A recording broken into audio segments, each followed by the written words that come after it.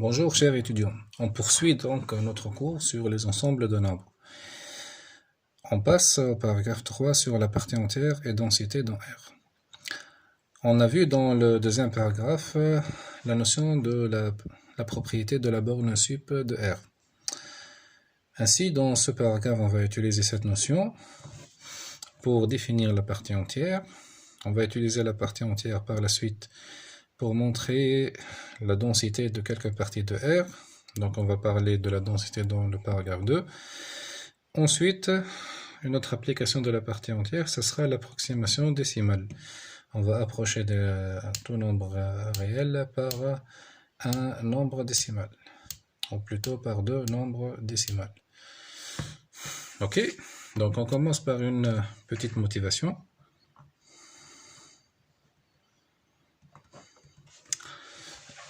Ainsi, on se donne le problème suivant. Supposons que vous êtes un petit pêcheur.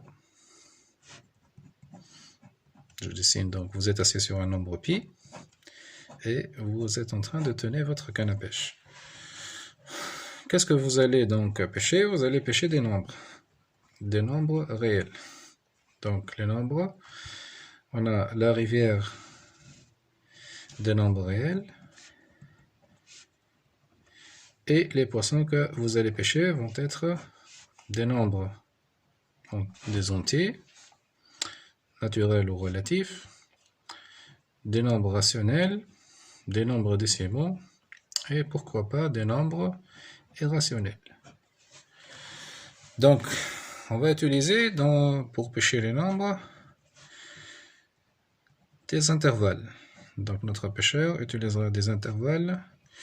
Par exemple, un intervalle de bornes x et y. Donc, on commence par les entiers. Supposons qu'on veut pêcher des entiers. Donc, on voit que si on dessine la droite réelle R, prend 0 ici et 1 là. Donc, si je prends 2 ici, moins 1 ici. On voit que si on prend notre intervalle x et y de cette façon, on s'aperçoit qu'il n'y a pas d'entier entre x et y. Donc, c'est pas tout intervalle peut nous aider à pêcher des entiers. Donc, on se pose comment choisir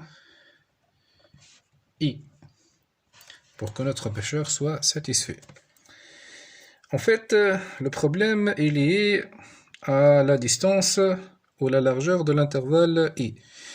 On voit que la distance minimale entre deux entiers est 1, qui est la distance entre deux entiers consécutifs.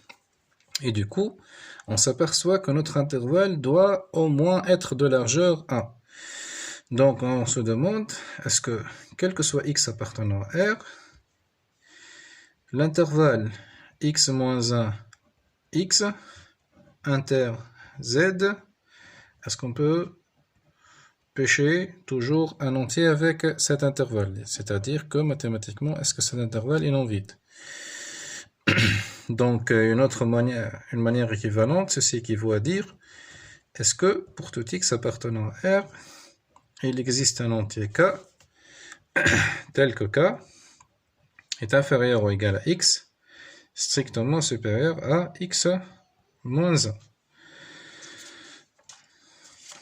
En fait, si on fait donc sur le dessin une petite expérience, supposons que au début on va piéger le 1. Donc voici notre intervalle i. Là c'est x et là c'est x moins 1. Donc voici 0, 1. Voici 2, voici moins 1. Donc on voit que si x est en train de se déplacer, donc x se déplace vers la droite, 1 est toujours dans l'intervalle, 1 est toujours dans l'intervalle, et jusqu'à ce que 1 va sortir et 2 va entrer au même instant. Donc on voit qu'il y a toujours un entier dans l'intervalle x, x moins 1. De même, si on déplace x vers la gauche, lorsque 0 est toujours dans l'intervalle, et à un certain moment, 0 va sortir et 1 va entrer. Et donc, on s'aperçoit qu'il y a toujours un entier x et que cet entier est aussi unique. Il y a toujours un unique entier. Ainsi, cet entier x sera appelé partie entière de x. Bien sûr, tout ça doit être démontré et ça fera l'objet de la première partie. Ensuite, si on se pose la question pour les rationnels, comment donc choisir i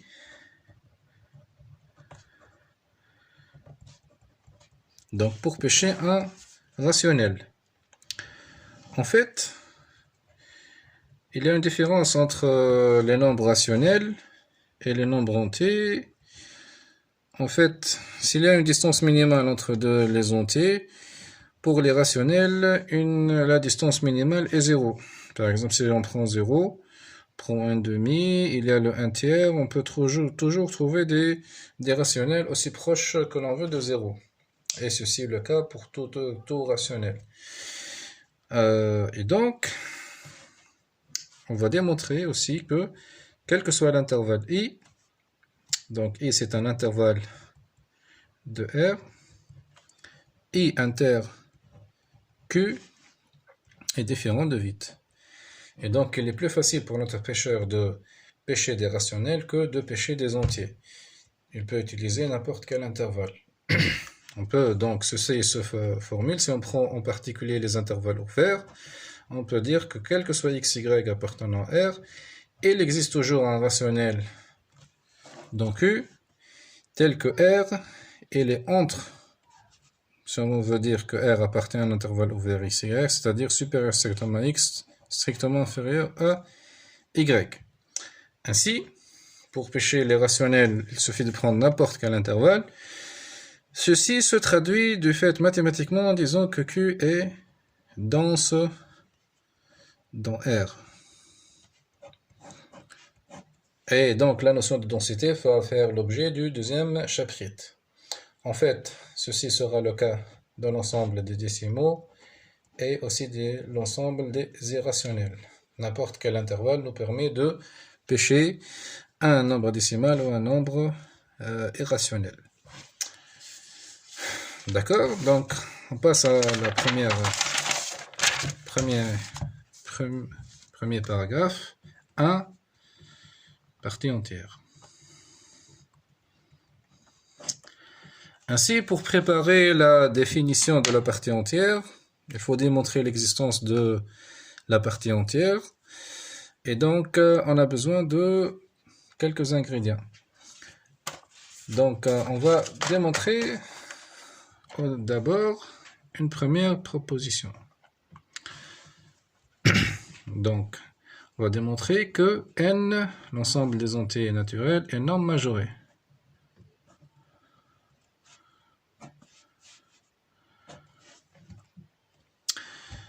Il paraît que c'est évident, mais il faut quand même le démontrer. Donc, on va démontrer par l'absurde. En fait, ça sera presque une démonstration. Il y aura un point qui, on n'a pas vraiment... il y a un point où on va passer très vite sur un certain point que je vais le préciser par la suite. Donc, on va commencer par raisonner par l'absurde. Supposons que n est non majoré. Et donc, n c'est une partie de R. N, on sait qu'il est non vide.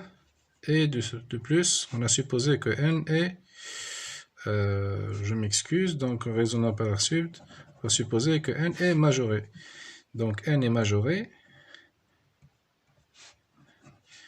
D'après la propriété donc, de la borne sup, il existe un entier, plutôt il existe un réel alpha, qui va être la borne sup de n. Donc, ok. Ainsi, quel que soit K appartenant à N, K sera inférieur à cette réelle alpha, et l'epsilon caractérisation, si je prends epsilon est égal à 1, donc il existe un entier K0 appartenant à N, tel que alpha est strictement inférieur à, donc là c'est alpha moins 1, alpha moins epsilon, est strictement inférieur à K0. Ainsi, ceci implique que alpha est strictement inférieur à K0 plus 1, or K0 plus 1 appartenant à N. Et donc ceci implique que alpha n'est pas un majorant de N, ce qui est absurde. Donc le point qu'on a fait qu'on a avalé, c'est que K0 plus 1 appartenant à N. Pour justifier ceci, il nous faut une construction de N et une construction de l'addition dans N. Or, ceci est construit, donc comme on n'a pas cette construction, donc on va admettre ce point. On va dire que K0 plus 1 appartenant à N sera pour nous admis. Mais on peut ça découle du fait de la définition de N en utilisant l'application successeur. Ok. Donc, on a un corollaire aussi qui découle de cette proposition. Donc, si N est majoré, alors Z est non majoré et non minoré.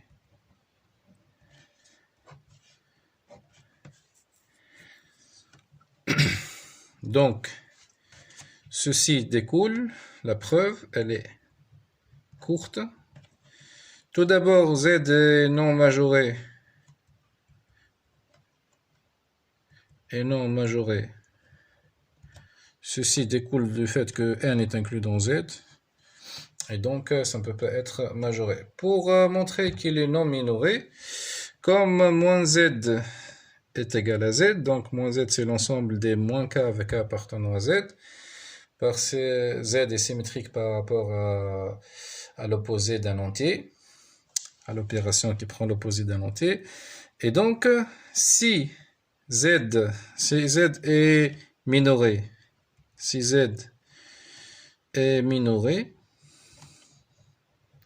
de plus, il est aussi non vide, alors il admet une borne inf.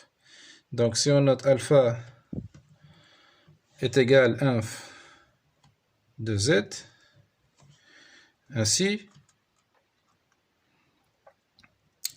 elle est égale à moins sup de moins Z, qui est égal à moins sup de Z, comme moins Z égale à Z. On a vu cette propriété donc dans la partie de la borne sup. Et donc, sup de Z est égal à moins inf de Z, ça justifie que le sup de Z existe. Or, ceci contredit le fait que Z est non majoré.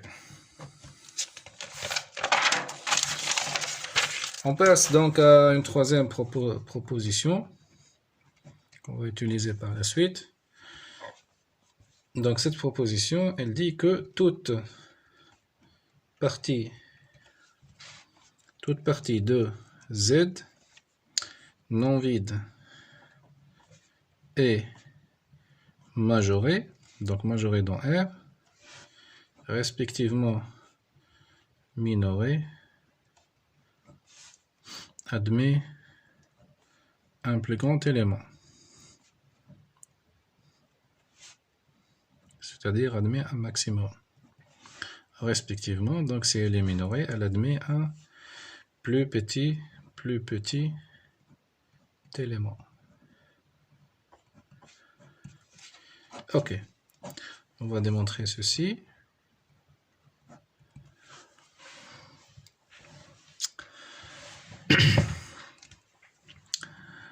Donc, on va prendre une partie A, inclus dans Z. Donc, en particulier, elle est inclue dans R. A est non vide. Et de plus, A est majoré. Donc, d'après la propriété de la borne sup, il existe un alpha qui sera sup de A. Et alpha, c'est un réel. OK? Donc, alpha est sup de A. Si on fait un petit dessin, supposons que alpha est là. Et donc, A, c'est une partie de Z, ce sont des points.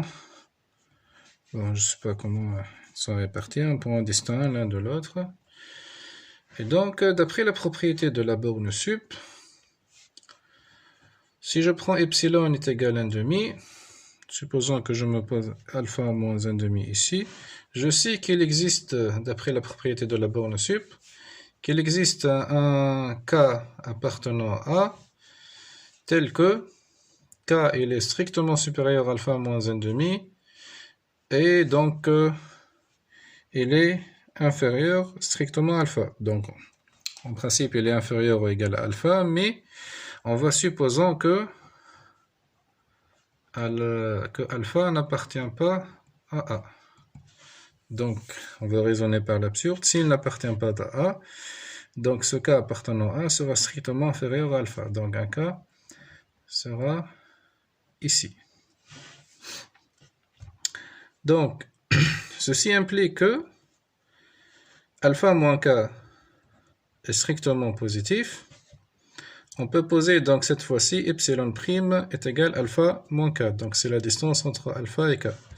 Et donc K sera alpha moins epsilon prime. Ainsi, pour cet epsilon prime, il y aura un K prime appartenant à tel que alpha moins epsilon prime sera strictement inférieur à K prime et K prime sera aussi strictement, donc comme c'est un élément de A, il sera strictement inférieur à alpha. Donc K prime sera un point ici. Donc on voit bien que on déduit que K prime moins K, comme K prime donc elle est supérieure strictement, ça c'est K, donc K' moins K est strictement positif. Aussi, K' moins K est inférieur strictement à epsilon. Ok, et donc epsilon qui est strictement inférieur à 1,5. Or, entre 0 et 1,5 inter Z est le vide. Or, l'élément K moins K' appartenant à Z, ce qui est donc impossible. Il n'y a pas d'entier entre 0 et 1,5. Ainsi, on obtient une absurdité. Donc, ceci est absurde. Et donc, notre hypothèse alpha n'appartenant à A est fausse. Et du coup, alpha doit, en conclusion, alpha appartenant à A, alpha est égal sup de A, c'est-à-dire, donc alpha c'est le plus grand élément de A. Donc, si une partie de Z non vide est majorée, elle doit admettre nécessairement un plus grand élément. La démonstration pour la borne, une partie de Z non vide minorée est similaire. D'accord. Donc, on passe maintenant à la définition de la partie entière. Donc, théorème, définition en même temps. On va prendre soit X un réel. Donc, il existe un unique K appartenant à Z tel que K, il est inférieur ou égal à X, strictement supérieur à X moins 1. Donc, ceci équivaut à dire aussi que K inférieur ou égal à X, on va mettre X au milieu, donc on va encadrer X, et X, il est strictement inférieur à K plus 1. Donc, cet entier sera appelé, donc il sera appelé partie entière de x. On note E de x, ou il y a une notation anglaise, x entre 2 L. Bon, 2 L espacées. Donc, on a à démontrer une existence et une unicité. On commence par l'existence. Donc, on pose l'ensemble suivant. H, c'est l'ensemble des entiers appartenant à Z, tel que K est inférieur ou égal à X. Donc, bien sûr, on va prendre notre X appartenant à R. Donc, H, il est clair que H est majoré. H est majoré par X. Ensuite, si on démontre que H est non vide, alors ceci implique que H admet un plus grand élément, c'est-à-dire il admet un max. Ainsi,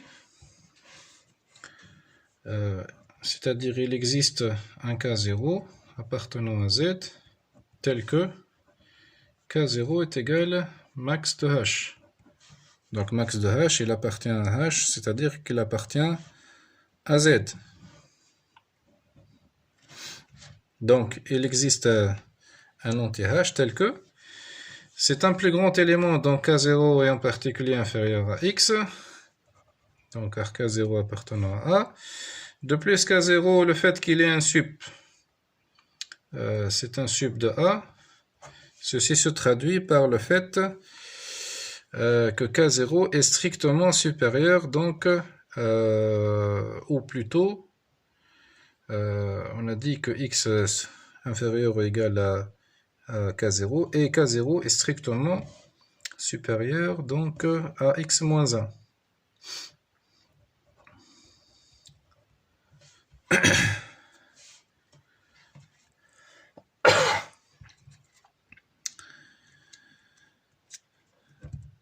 Ok, donc le fait de dire que c'est une borne sup, on peut aussi le traduire par le fait de dire que K0 est inférieur à X, et aussi donc K plus 1, K0 plus 1, il va dépasser X.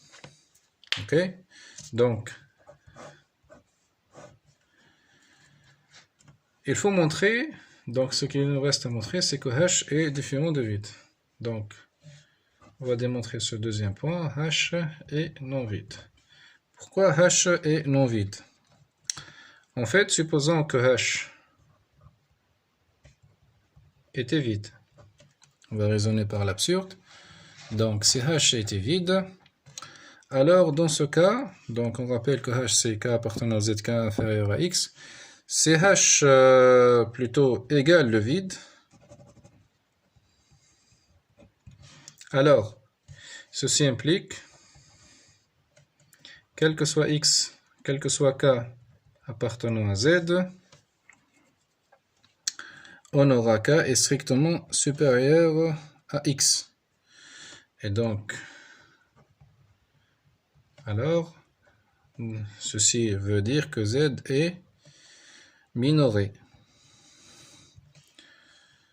Ok, ce qui est absurde d'après le corollaire de la proposition A.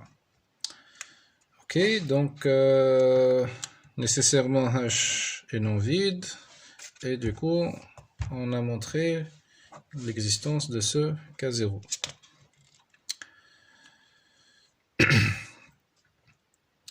Ok, on va démontrer cette fois-ci l'unicité. Donc, supposons que K0 et K1 sont les deux parties entières de X.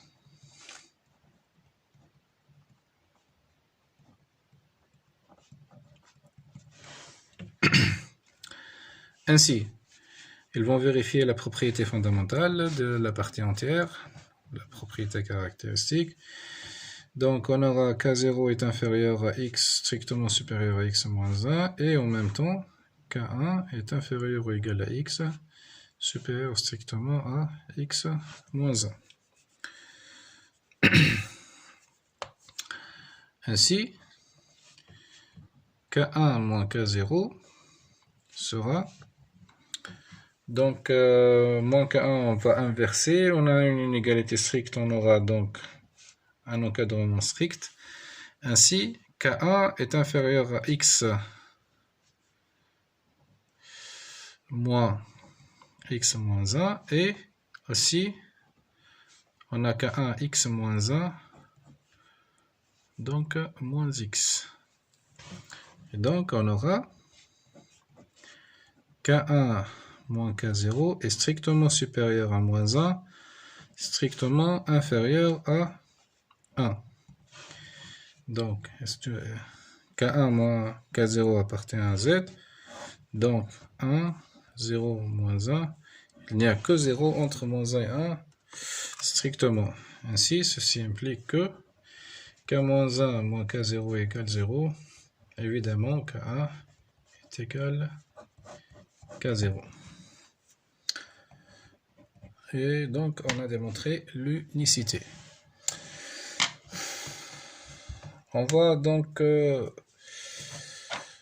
donne quelques remarques à propos de la démonstration de la partie entière. En fait, il y a d'autres preuves.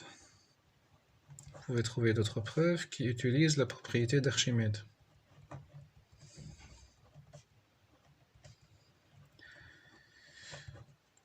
Donc, c'est une autre façon de démontrer l'existence de la partie entière. Le lemme d'Archimède, on peut démontrer à partir de la borne sup, et à partir du lemme d'Archimède, on peut aussi démontrer la propriété de la borne sup. Elle est équivalente, donc tout ça dépend de la définition de R, ou les propriétés qu'on veut choisir comme des propriétés de base de R. Donc, j'ai préféré cette démonstration parce que elle se base sur la borne sup. D'accord. Donc, on donne quelques exemples.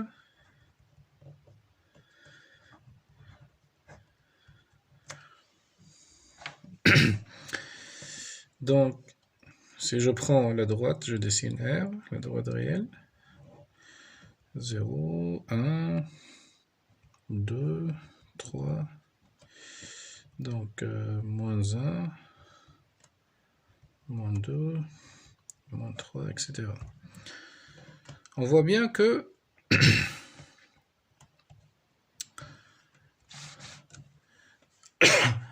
si on prend un réel x, si je prends x ici, donc la partie entière, c'est l'entier qui est inférieur à x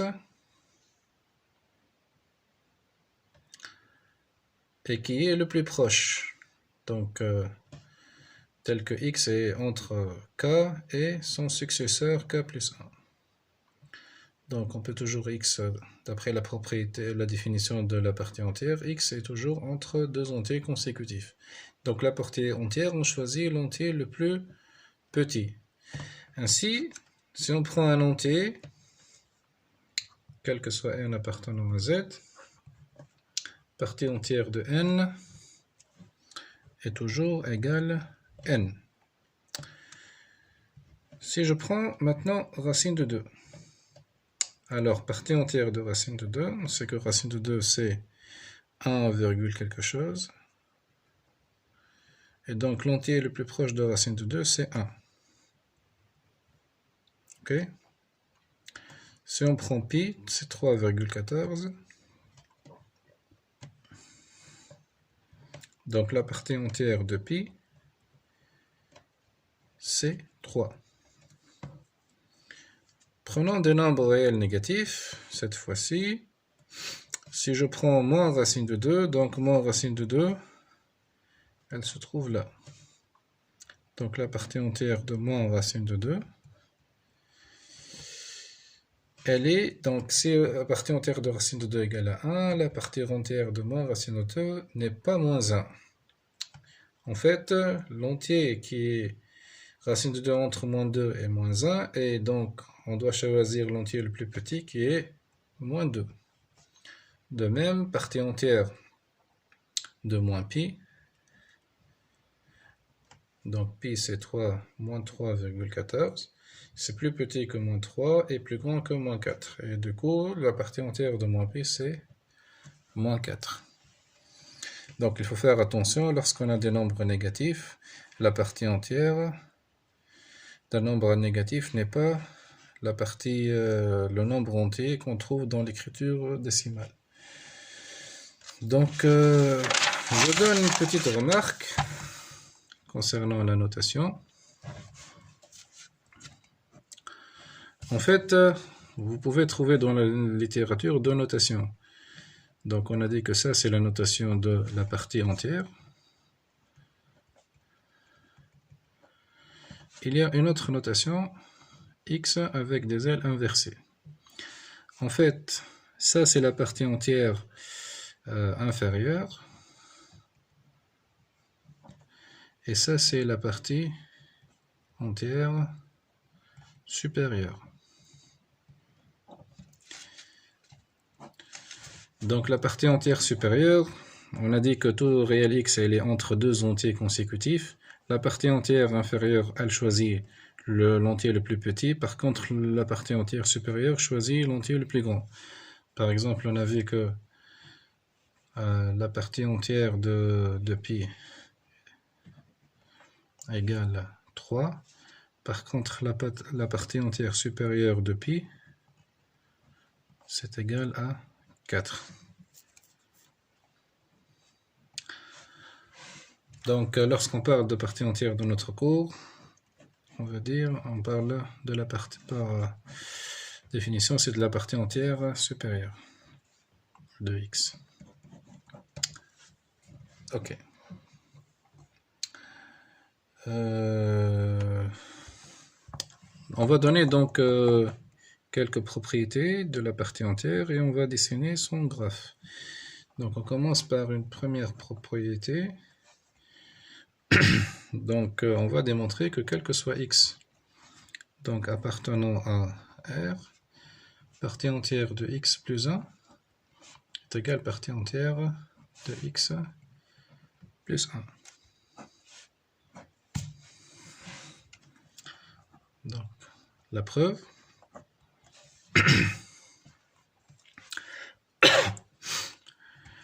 Donc, par définition, partie entière de x, elle est inférieure ou égale à x et strictement supérieure à x moins 1. Donc, ceci implique que partie entière de x plus 1, elle est inférieure ou égale à x plus 1, strictement supérieure à x. Donc, on peut écrire ceci. Partie entière de x plus 1, elle est inférieure à x plus 1 et strictement supérieure à x plus 1 moins 1. Si je note ça grand X, donc, et ça c'est un entier dans Z, alors cet entier il est entre deux, entiers, deux nombres x et x moins 1, et par définition, ceci implique que partie entière de x plus 1 est égale à la partie entière de grand X. Or, partie, c'est la partie entière de x plus 1. Ok. Donc, cette propriété, elle se traduit graphiquement en disant donc, si on pose va poser la fonction et E, c'est la fonction partie entière. Donc, la fonction partie entière, elle est définie de R vers R, qui est à X associé partie entière de X.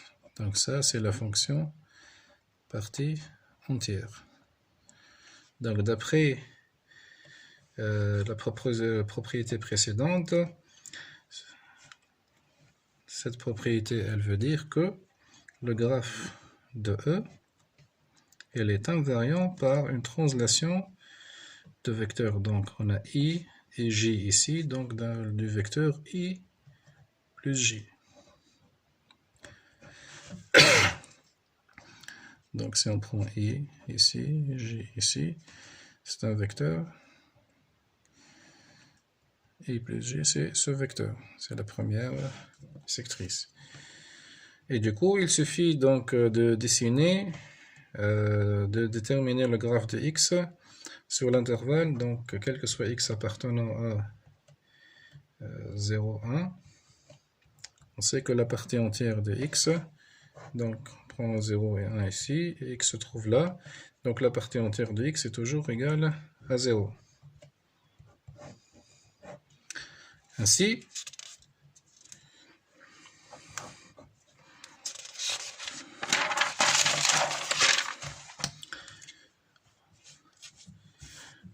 on dessine le graphe. On a 0, je fais donc 1 là, 1 ici, et donc la partie entière, elle est nulle sur l'intervalle 0, 1 ouvert en 0. Si je fais donc une translation de vecteur I, J, donc on va translater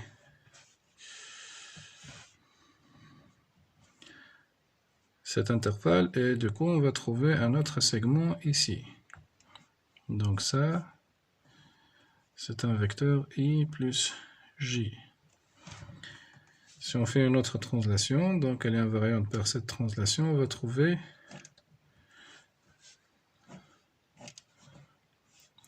de même, donc 1, moins 1,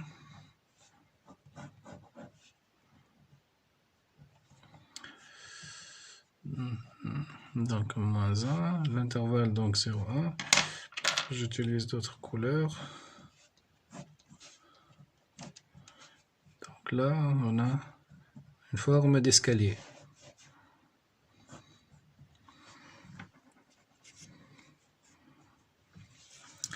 Donc on voit bien que la partie entière, le graphe de la partie entière, ça c'est le graphe de E, c'est un escalier.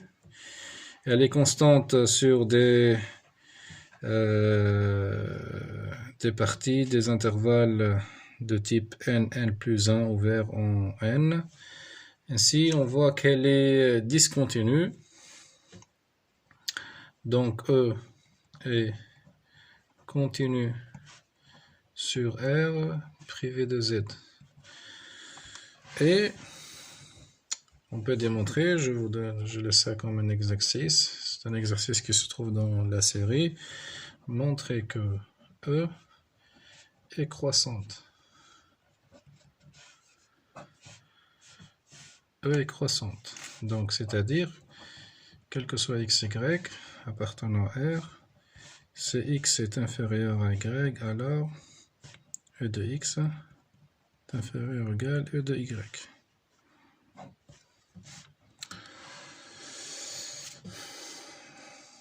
D'accord.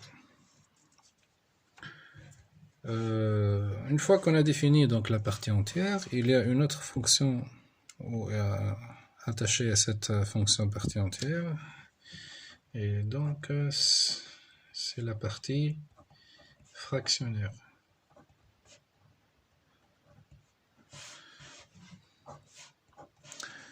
Donc, on va prendre soit x appartenant à R.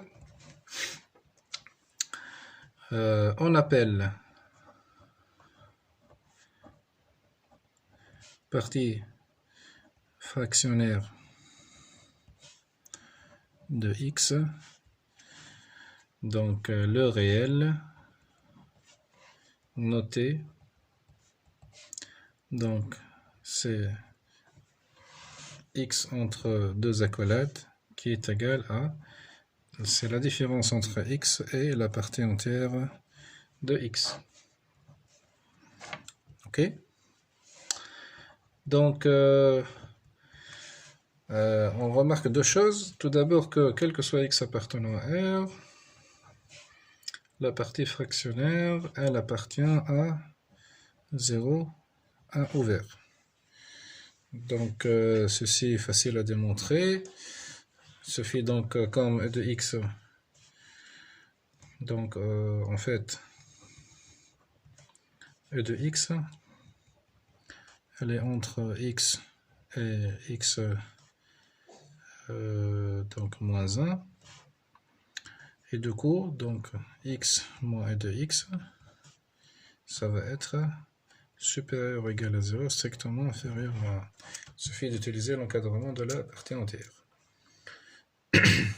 Deuxièmement, bon, ça c'est évident. En fait, quel que soit x appartenant à R, on voit que x se décompose en, c'est la somme de la partie entière de x plus la partie fractionnaire. Donc ça c'est, ça appartient à z, et ça c'est inférieur, c'est un réel dans 0, 1.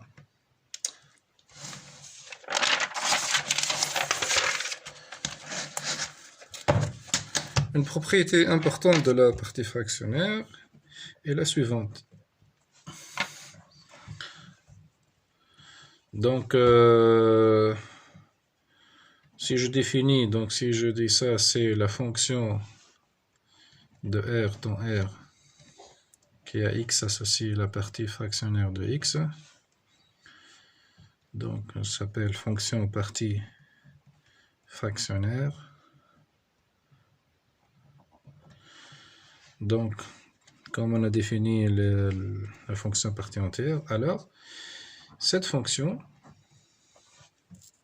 on va démontrer que cette fonction est impériodique.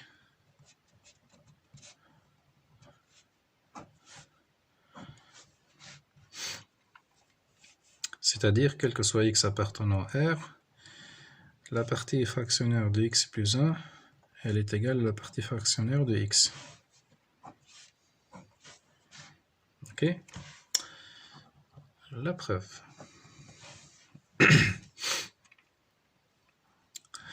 Donc,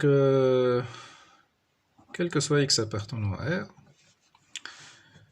on a la définition x, la partie fractionnaire de x plus 1, c'est x plus 1 moins la partie entière de x plus 1. Or, on a démontré que la partie entière de x plus 1 est égale à partie entière de x plus 1.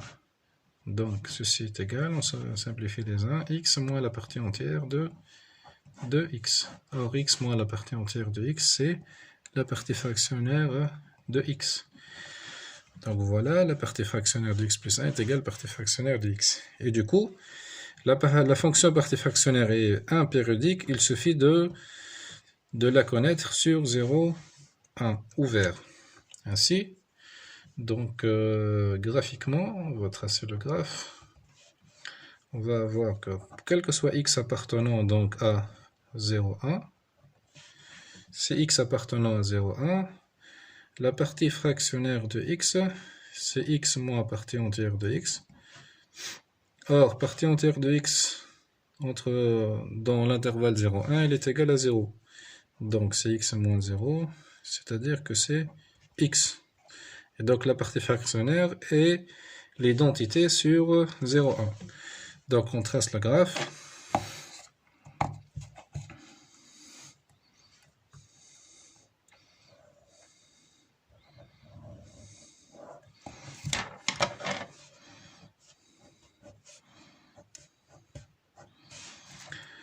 Je prends ça, c'est 0, 1, moins 1, 2, 3, moins 2. Ok, donc là c'est 1, etc. Donc moins 1. Donc on a ici Donc c'est là. Ok, donc là c'est l'identité. C'est ouvert ici en 1. Ainsi, la partie fractionnaire de 1 est toujours, donc comme c'est un entier, ça sera 0. On va trouver donc une fonction périodique de cette forme-là.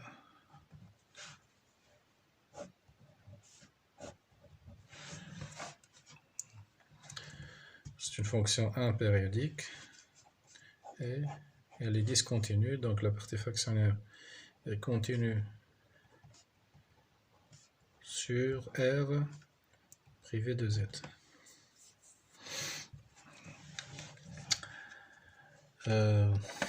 Ok, donc on a fini avec la première partie de partie entière et partie fractionnaire. Je vais passer donc au deuxième paragraphe qui concerne la densité d'une partie de R. Ça sera une application, donc on va utiliser la notion de partie entière pour montrer la densité de certains ensembles dans R. Ça sera dans la vidéo prochaine.